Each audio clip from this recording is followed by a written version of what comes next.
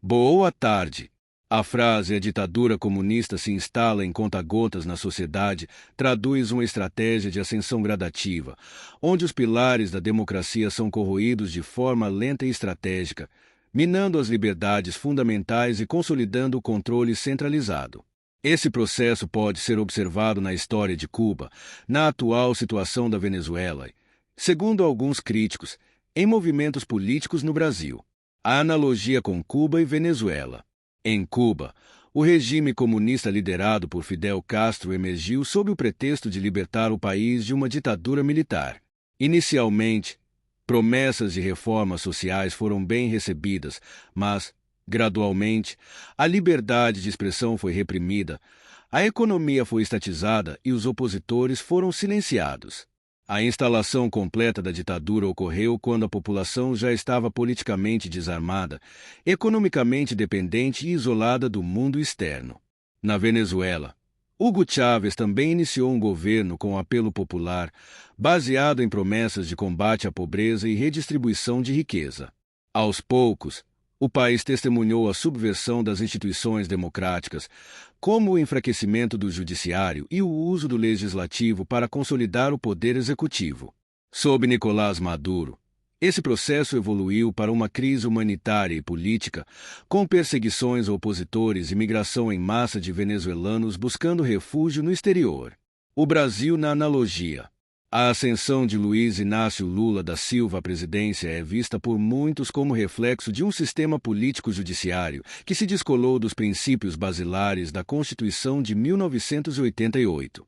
Lula foi condenado por corrupção passiva e lavagem de dinheiro, mas decisões do Supremo Tribunal Federal, STF, anularam suas condenações, alegando vícios processuais, permitindo seu retorno ao poder. A percepção de parcialidade no judiciário é reforçada por decisões de ministros que foram indicados pelo próprio Partido dos Trabalhadores, PT, levantando questões sobre conflito de interesses e abuso de autoridade. A insegurança jurídica no Brasil atual se manifesta por 1. Decisões contraditórias do STF, extrapolando sua função de guardião constitucional. O STF muitas vezes legisla, interfere em decisões do Executivo e ignora o devido processo legal. 2. Politização das instituições. O Legislativo e o Executivo frequentemente parecem subservientes a interesses partidários ou corporativistas, enfraquecendo a separação dos poderes. 3. Casos como o de 8 de janeiro. A prisão de centenas de manifestantes foi vista por muitos como desproporcional e politicamente motivada, evocando a repressão seletiva característica de regimes autoritários. 4. A perseguição a opositores políticos, além de ações contra Jair Bolsonaro, como investigações sobre itens triviais, ex-leite condensado ou Viagra, também há medidas de censura contra jornalistas e influenciadores que criticam o governo. A espúria subversão do Estado.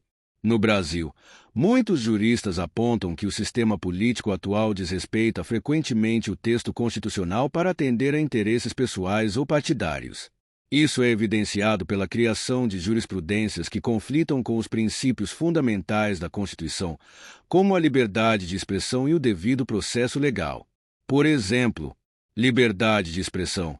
Decisões recentes que censuram críticas ao STF ou ao governo ferem diretamente o artigo 5º, inciso 9 da Constituição, que assegura a livre manifestação do pensamento.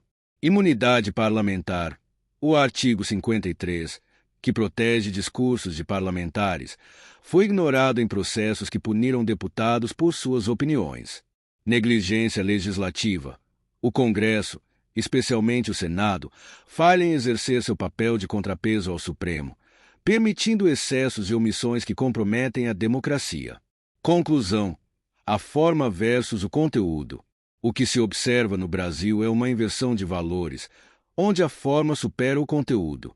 Procedimentos técnicos e interpretações jurídicas são utilizados para justificar abusos de poder, mascarando interesses espúrios como defesa da democracia.